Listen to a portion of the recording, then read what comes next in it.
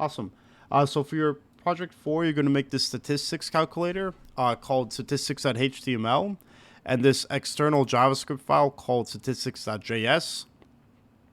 And then you're going to see here that you're going to want to calculate the mean, variance, and standard deviation for a user-entered list of numbers. And then you can go ahead and see here that the user separates them with a space. And you can go ahead and reference these guys to 3 different ones there. So again, the formulas there we can take a look at, but one thing that I wanted to showcase is to retrieve numbers from the text control. Use the split string method as follows: array of numbers equal to text control dot value dot split. So we'll take a look at how we can set up this external guy for us, and I just kind of want to show us how we can get started on this project too. Chapter 9 contains more information about different outputs and this array of items, and a lot of extra things too. So if you want to take a look at chapter 9 too, I'll review it as well shortly. But let's go ahead and try to get this set up for us. Let's see here. So what I can do for us is wherever you have all your project folders created, you go ahead and create a new guy. I'm just going to call this one project 4. And then pretty like we've already been doing, statistics.html. And then what I'm going to do here is let me save them as a .html file quick. Okay. Go. Oops.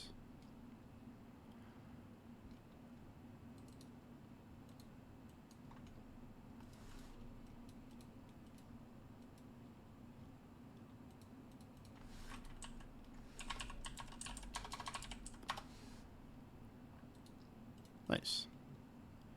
Okay, so I have this guy set up for me.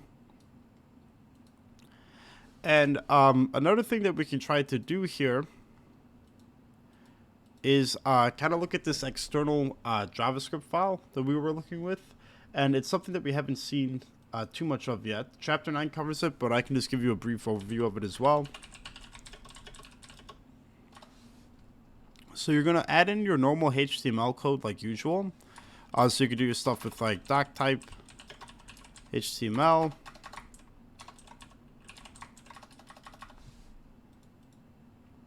And then I have my HTML code down here. And get my head. Then my body as well. Excuse me. There we go. Nice. And what we saw earlier inside of our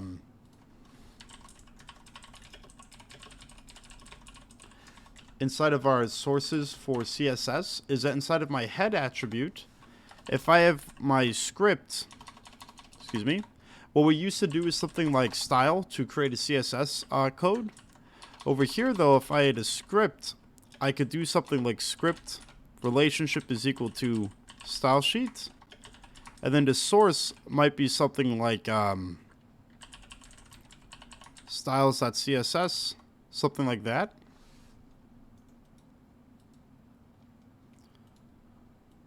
Okay. Oops, I forgot to put my equal sign. And you'll see here that we're kind of used to doing it. This guy doesn't exist within the context just yet here. Go ahead and close that script. Oops. This guy doesn't exist within the context of this guy just yet, but an issue here is that if we're using this script for a new JavaScript file, what you could do here is create a new script, and instead of putting relationship as style sheet, you're just going to go ahead and put the source, and what you're going to say is, let's just go ahead and create a script here for us.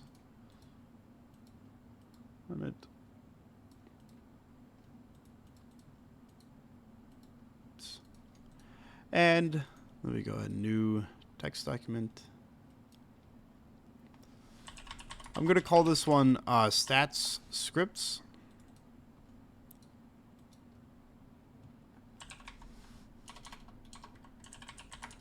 Put an underscore here.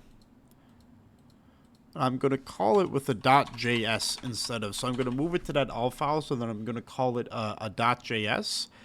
And what the .js should do for me is you'll see here that when I look at the type of this guy, I actually have this JavaScript source file.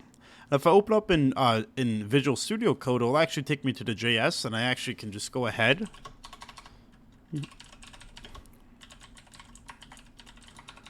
I can go ahead and just start creating my JavaScript code right away inside of here, okay?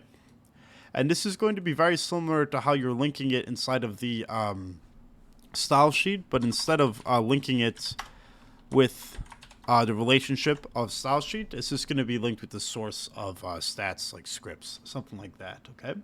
So that's essentially how you would link it. And then how do you go ahead and access everything? Well, very similar to what we've already done so far, is that you'll go ahead and try to reference these input controls to something you created inside of your script.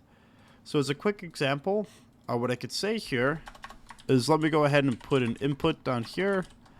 I'll go ahead and call this guy as, let's just call this guy paragraph. ID is equal to paragraph 1. He's going to have no piece of text inside of it. And what I'm going to do is I'm just going to make a very basic script in here. Excuse me.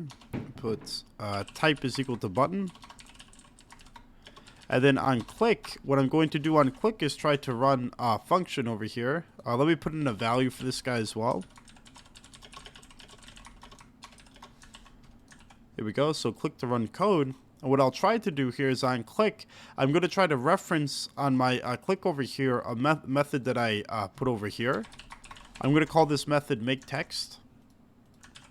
And again, similar to what we've already done, we want to make sure that we always hover over it and add in these two parameters here. Now let's see if this actually runs for us. We'll see here. Which one is that doing? 7. Oops. So for example, I'll just take this out for the time being. For the example, because I didn't make that just yet. Okay. So it looks like I'm not getting any errors in my code just yet when I click this guy. So make text might be running. Let me go ahead and try to log something. Like so. This ran from the JS file, and awesome, we see that this is working for us.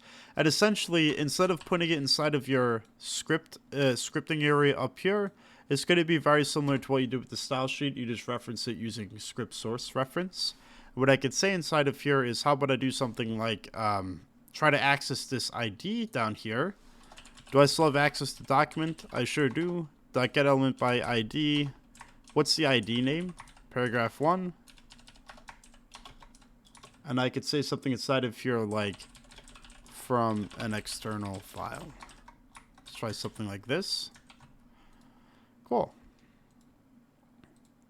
Now we can see here that my JavaScript code is now working independently from this one. So now this is where you'll get into like HTML5, CSS, JS. All 3 different files are going to be working together to kind of create a nice website for you. Okay. So that's just a brief introduction to get you started with Project 4.